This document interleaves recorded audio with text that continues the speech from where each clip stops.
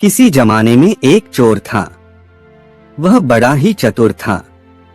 लोगों का कहना था कि वह आदमी की आंखों का काजल तक उड़ा सकता था। एक दिन उस चोर ने सोचा कि जब तक वह राजधानी में नहीं जाएगा और अपना करतब नहीं दिखाएगी, तब तक चोरों के बीच उसकी धाक नहीं जमेगी। यह सोचकर वह राजधानी की ओर रवाना हुआ और वहां पहुंचकर उसने यह देखने के लिए नगर का चक्कर लगाया कि कहां क्या कर सकता है। उसने तय की कि राजा के महल से अपना काम शुरू करेगा। राजा ने रात दिन महल की रखवाली के लिए बहुत से सिपाही तैनात कर रखे थे। बिना पकड़े गए परिंदा भी महल में नहीं घुस सकता था। महल में एक बहुत बड़ी घड़ी लगी थी जो दिन रात का समय बताने के लिए घंटे बजाती रहती थी। चोर ने लोहे की कुछ कीलें इकट्ठी की और जब रात को घड़ी ने 12 बजाए तो घंटे की हर आवाज के साथ वह महल की दीवार में एक एक कील ठोकता गया। इस तरह बिना शोर किए उसने दीवार में 12 कीलें लगा दी। फिर उन्हें पकड़ पकड़ कर वह ऊपर चढ़ गया और महल में दाखिल हो गया। इसके बाद वह खजाने में गया और वहां से बहुत से हीरे चुरा लाया। अगले दिन जब चोरी का पता लगा तो मंत्रियों ने राजा को इसकी खबर दी। राजा बड़ा हैरान और नाराज हुआ। उसने मंत्रियों को आज्ञा दी कि शहर की सड़कों पर गश्त करने के लिए सिपाहियों की संख्या दूनी कर दी जाए और अगर रात के समय किसी को भी घूमते हुए पाया जाए तो उसे चोर समझकर गिरफ्तार कर लिया जाए। जिस समय दरबार में यह ऐलान हो रहा था, एक नागरिक के भेष में चोर मौजूद था। उसे सारी योजना की एक एक बात का पता चल गया। उसे फौरन यह भी मालूम हो लगा कि कौन से 26 सिपाही शहर में गश्त के लिए चुने गए हैं। वह सफाई से घर गया और साधु का बाना धारण करके उन 26 सिपाहियों की बीवियों से जाकर मिला। उनमें से हरेक इस बात के लिए उत्सुक थी कि उसकी पति ही चोर को पकड़े और राजा से इनाम ले। एक एक करके चोर उन सब के पास गया और उनके हाथ देख देख कर बताया कि वह रात उसके लिए बड़ी शुभ है। उसक पति की पोशाक में चोर उसके घर आएगा, लेकिन देखो चोर की अपने घर के अंदर मत आने देना, नहीं तो वह तुम्हें दबा लेगा। घर के सारे दरवाजे बंद कर लेना और भले ही वह पति की आवाज में बोलता सुनाई दे, उसके ऊपर जलता कोयला फेंकना। इसका नतीजा यह होगा कि चोर पकड़ में आ जाएगा। सारी स्त्रियां रात को चोर के आगमन के लिए तैयार हो गईं। अपने पतियों को उन्होंने इसकी जानकारी नहीं दी। इस बीच पति अपनी गश्त पर चले गए और सवेरे 4 बजे तक पहरा देते रहे। हालांकि अभी अंधेरा था, लेकिन उन्हें उस समय तक इधर उधर कोई भी दिखाई नहीं दिया, तो उन्होंने सोचा कि उस रात को चोर नहीं आएगा। यह सोचकर उन्होंने अपने घर चले जाने का फैसला किया। जो ही वे घर पहुंचे, स्त्रियों को संदेह हुआ और उन्होंने चोर की बताई कार्रवाई शुरू कर दी। फल वह हुआ कि सिपाही जल गए और बड़ी मुश्किल से अपनी स्त्रियों को विश्वास दिला पाए कि वे ही उनके असली पति हैं और उनके लिए दरवाजा खोल दिया जाए। सारे पतियों के जल जाने के कारण उन्हें अस्पताल ले जाया गया। दूसरे दिन राजा दरबार में आया तो उसे सारा हाल सुनाया गया। सुनकर राजा बहुत चिंतित हुआ और उसने कोतवाल को आदेश दिया कि वह स्वयं जाकर चोर पकड़े।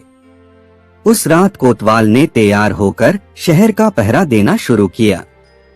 जब वह एक गली में जा रहा था, चोर ने जवाब दिया, मैं चोर हूँ। कोतवाल समझा कि लड़की उसके साथ मजाक कर रही है। उसने कहा, मजाक छाड़ो और अगर तुम चोर हो तो मेरे साथ आओ, मैं तुम्हें काठ में डाल दूंगा। चोर बाला, ठीक है, इससे मेरा क्या बिगड़ेगा, और वह कोतवाल के साथ काठ डालने की जगह पर पहुंचा।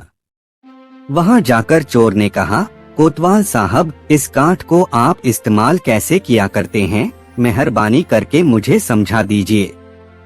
कोतवाल ने कहा, तुम्हारा क्या भरोसा, मैं तुम्हें बताऊं और तुम भाग जाओ तो। चोर बाला, आपके बिना कहे मैंने अपने को आपके हवाले कर दिया है। मैं भाग क्यों जाऊंगा। कोतवाल उसे यह दिखाने के लिए राजी हो गया कि काठ कैसे डाला जाता है। जो ही उसने अपने हाथ पैर उसमें डाले कि चोर ने झट चाबी घुमाकर काठ का ताला बंद कर दिया और कोतवाल को राम राम करके चल दिया। जाड़े की रात थी। दिन निकलते निकलते कोतवाल मारे सर्दी के अधमरा हो गया। सवेरे जब सिपाही बाहर आने लगे तो उन्होंने देखा कि कोतवाल काठ में फंसे पड़े हैं। उन्होंने उनको उसमें से निकाला और अस्पताल ले गए। अगले दिन जब दरबार लगा तो राजा को रात का सारा किस्सा सुनाया गया। राजा इतना हैरान हुआ कि उसने उस रात चोर की निगरानी स्वयं करने का निश्चय किया। चोर उस समय दरबार में मौजूद था और सारी बातों को सुन रहा था। रात होने पर उसने साधु का भेष बनाया और नगर के सिरे पर एक पेड़ के नीचे धूनी जलाकर बैठ गया। राजा ने गश्त शुरू की और 2 बार साधु के सामने से गुजरा।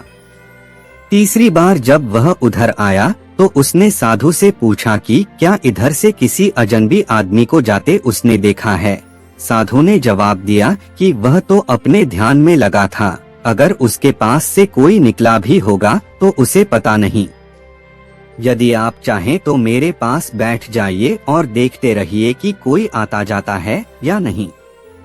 यह सुनकर राजा के दिमाग में एक बात आई और उसने फौरन तय किया कि साधु उसकी पोशाक पहनकर शहर का चक्कर लगाए और वह साधु के कपड़े पहनकर वहां चोर की तलाश में बैठे।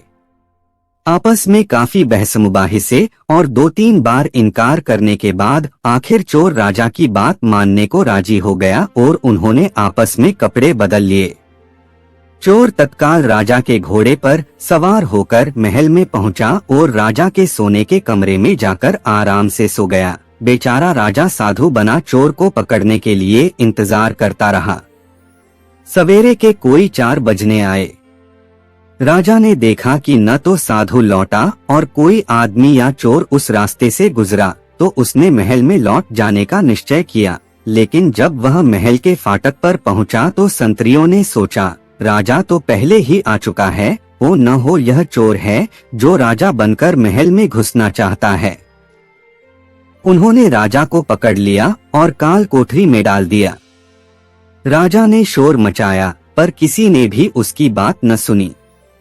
दिन का उजाला होने पर काल कोठरी का पहरा देने वाले संतरी ने राजा का चेहरा पहचान लिया और मारे डर के थर-थर कांपने लगा। वह राजा के पैरों पर गिर पड़ा। राजा ने सारे सिपाहियों को बुलाया और महल में गया।